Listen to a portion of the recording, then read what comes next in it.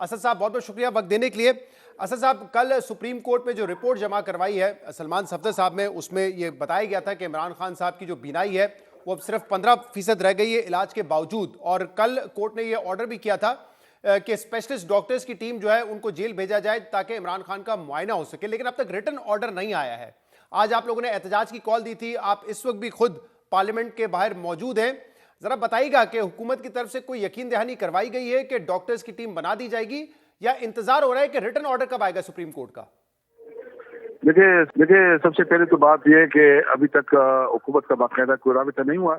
طارق بدر چودھری صاحب آئے تھے مشر کو، جو جلیل صاحب سے ملاقات ہوئی تھی، اور آصف زئی صاحب نے اس کو بالکل واضح کہا کہ بس ہمارا سمپل مطالبہ ہے کہ عمران خان کو ہاسپٹل جو ہے نا، جو اس کے رشتے دار فیملی چاہتے ہو اس ہاسپٹل میں منتقل کروا دو۔ یہ تو بہت سمپل مطالبہ ہے، ہم تو زیادہ اس سے فیور نہیں چاہتے۔ ہمیں اس کے صحت کے حوالے سے تشویش ہے، اور ہم سمجھتے ہیں کہ اس کی صحت پہ کوئی کمپرومائز نہیں کرنا چاہیے، یہ اس کا قانونی اور آئینی حق ہے، اور حکومت جو ہے نا مسلسل ڈینائل میں ہے۔ اور اگر اس طرح سے یہ انتقام اور بہت سے کوئی کام کریں گے، عمران خان خدا نخواستہ ڈیمیج ہوتا ہے، تو آپ کو پتہ ہے کہ پاکستان میں جو ہے نا بہت جہتی بحران میں جکڑا ہوا ہے۔ آپ بلوچستان میں جو انسٹی دیکھے، ہمارے صوبے میں دیکھے، یا ادھر جو اسلام آباد میں جو واقعات ہوئے ہیں، تو ایک اور پولیٹیکل ٹرمائل جو ہے نا وہ حکومت کی ہاتھ میں اس کو بڑھانا چاہتی ہے، کم کرنا چاہتی ہے۔ اس لیے ہم اس وقت صرف ایک مطالبہ کرتے ہیں کہ عمران خان کی صحت کا جو بنیادی ضرورت ہے پوری کی جائے اور اسپتال میں اس کو منتقل کی جائے۔ تو آپ نے کہا ڈاکٹر طارق فضل صاحب، آپ نے یہ مطالبہ کیا، اور ڈاکٹر طارق فضل صاحب نے میڈیا سے بھی گفتگو کی، اور انہوں نے کہا کہ اگر عمران خان چاہتے ہیں یا ان کی فیملی چاہتی ہے کہ ان کا علاج الشفا آئی ٹرسٹ میں ہو تو وہ ہو جائے گا، کوئی مسئلہ نہیں ہے۔ تو پھر اب تک کوئی پیش رفت کیوں نہیں ہوئی ہے اس حوالے سے؟ ابھی کوئی پیش رفت نہیں ہے، اور کوئی ہمارے ساتھ کوئی رابطہ بھی نہیں ہے۔ اور آپ کی نالج میں ہوگا کہ چکدیش صاحب نے آج سے ایک ہفتہ پہلے جو ہے نا وہ تین ڈاکٹرز کے نام بھی پرائم منسٹر کو بھیجے تھے، جی، لیکن ابھی تک اس کا بھی کوئی جواب درخواست ریٹرمنٹ کوئی نہیں ہے۔ تو سمجھ نہیں آ رہا ہے کہ یہ کیا چاہ رہے ہیں اور کیا کر رہے ہیں۔ ملک کے ایک مقبول لیڈر، ایک سب سے مقبول لیڈر بھی، اور سب سے تمام صوبوں کے نمائندے، تمام کمیونٹیوں کی نمائندہ ایک پارٹی ہے، آپ اس کو اس طرح جو ہے نا تصدیق کروا رہے ہیں۔ اور آپ دیکھیں کہ آج ہم پارلیمنٹ آئے، ہم تو بہت دور پیدل چل کے آئے، کیونکہ مجھے معلوم تھا کہ کس طرح سے جانا ہے۔ تو ہم چند لوگ پہنچ گئے، کوئی 20-25 لوگ تو ہم پہنچ گئے۔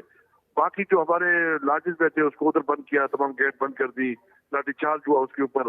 اور جو ہمارے کچھ لوگ جو ہے ادھر کے پی ہاؤس میں تھے، ادھر ان کو بند کر دیا ہے۔ تو یہ تو ایک بہت بدنما داغ ہے پارلیمنٹ کی پہ، کہ پارلیمنٹ کی دروازے جو ہے بند کیے گئے، اس کو تالے لگائے گئے ہیں۔ دنیا کیا سوچے گی کہ کس قسم کی جمہوریت ہے؟ کیا یہ جمہوریت ہے؟ یہ تو بدترین فاشزم ہے۔ اسد صاحب، جو آپ کہہ رہے ہیں پارلیمنٹ کے دروازے بند کیے گئے، وہاں پہ کچھ فوٹیجز ہمیں دکھائی دی جہاں پہ پولیس جو ہے وہ کچھ جو ممبر قومی اسمبلی ان کو مس ہینڈل بھی کر رہی تھی، وہاں پہ جنید اکبر صاحب بھی موجود تھے، لیکن پولیس کا یہ کہنا تھا کہ دروازے بند کر دیے تو آپ کھڑے رہیں، کوئی مسئلہ نہیں ہے، آپ تالا توڑنے کی کوشش کریں گے تو پھر obviously ہم اپنی کارروائی کریں گے۔ دیکھیں، ہم کوئی ملیٹنٹ نہیں ہے، ہم جمہوری لوگ ہیں، ہم پرامن طریقے سے اپنا کام کریں گے، نہ ہم کوئی ڈنڈا اٹھائیں گے، نہ کوئی پتھر پھینکیں گے۔ اور یہ قانون اور آئین ہمیں دیتا ہے کہ ہم اپنا احتجاج کریں، پرامن احتجاج کریں، اور پھر پارلیمنٹ تو اس کا گھر ہے۔ اگر پارلیمنٹ کے آپ جو ہے نا دروازے بند کرے اور اس کی جو ہے نا تالی بندی کرے، تو یہ کیا میسیجز ہے؟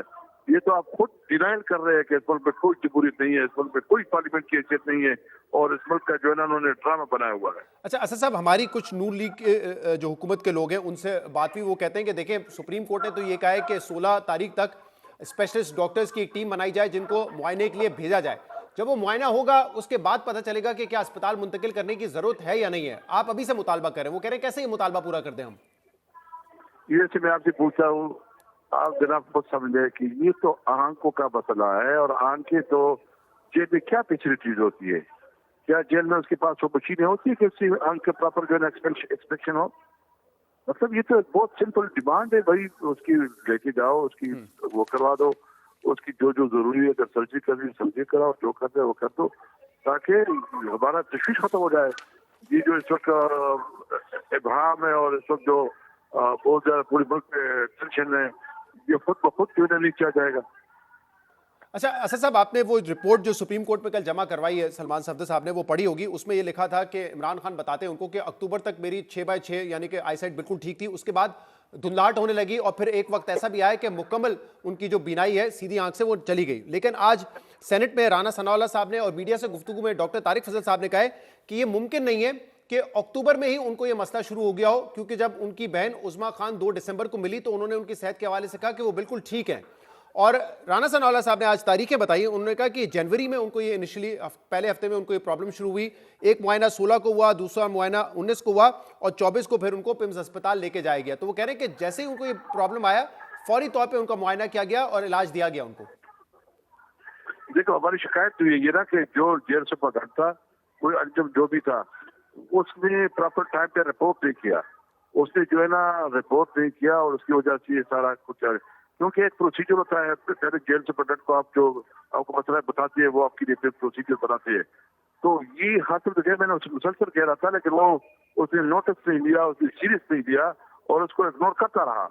तो बहुत बाद में जो राणा साहब की डिलीट दे रहे हैं, वो बहुत बात की बात है कि जो है नया सुपरडेंट आया, इसीलिए जो है ना उसको वो रिपोर्ट करवाया। तो हम तो यही कहते हैं कि जो सुपरडेंट था उसकी दौर गफलत करती है, उसके खिलाफ जो है ना कानून की तहत कार्रवाई होनी चाहिए। तो आपके ख्याल में जो जेल सुपरिटेंडेंट थे गफूर अंजुम, वो इसके जिम्मेदार हैं? जी, गफूर अंजुम बिल्कुल वो इसके जिम्मेदार है। उसने रिपोर्ट नहीं करवाया, उसने जो है ना गलती की। सही है। दूसरा, लेकिन हुकूमत का तो ये कहना है ना कि बेसिकली वो तो ये कहना चाह रहे हैं कि बयान नहीं कर रहे हैं इमरान खान के अक्टूबर से ये मसला था ही नहीं, जैसा कि इस रिपोर्ट में लिखा हुआ है। वो कह रहे हैं कि मसला कहीं जनवरी में जाके शुरू हुआ है।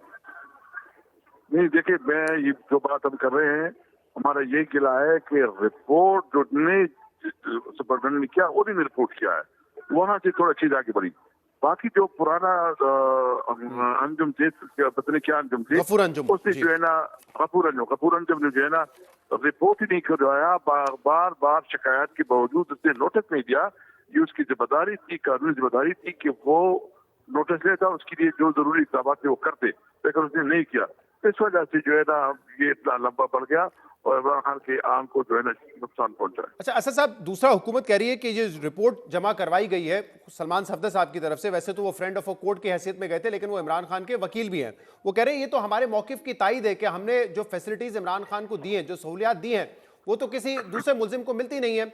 मिसाल के तौर पे इमरान खान खुद बता रहे हैं कि खाने का मेन्यू वो खुद हैं, उनका डेली रूटीन क्या है, उनका मुशक्कती उनको मिला हुआ है, 6 उनको सेल्स दिए गए हैं, उनको एक्सरसाइज की मशीन्स दी गई हैं, चहलकदमी के लिए लॉन दिया गया है। तो हुकूमत कहती है कि हमने तो बेहतरीन सहूलत दी है उनको और हमारे मौकिफ की तायद करती है ये रिपोर्ट। देखिए, रिपोर्ट की बात तो ये है कि ये जो कर रहे हैं ना, मैं खुद भी जेल में रहा हूँ, लोगों को काफी सहूलतें होती है। मैं अडयाला में भी रहा हूँ, मैं जो है ना स्वाबी जेल में भी रहा हूँ, मैं मर्दान जेल में भी रहा हूँ। तीनों जेलों में हमने देखा है कि ऐसे आम लोग हैं कि उनके पास इतनी सहूलियात और इतनी फैसिलिटी होती है कि वो लोगों के पास नहीं होती। आप जहाँ भी देखो, बताओ को पता है कि वो अपनी मिली भगत से करते हैं। इमरान खान की जो इस वक्त सहूलियात अवेलेबल है, एक आम शहरी के मुताबिक अवेलेबल है। और ऐसी तरह खाना पीना वो खुद बनाते हैं, उसका खुद खर्चा देते हैं, या बस यही अगर उसको सहूलत कहते हैं। बाकी क्या सहूलत है? आप उसकी मुलाकातें नहीं करवा रहे हैं, आपको उसकी फैमिली सीट दूर रखा हुआ, आप उसको इलाज नहीं करवा रहे, तो और क्या चीज हो सकती है?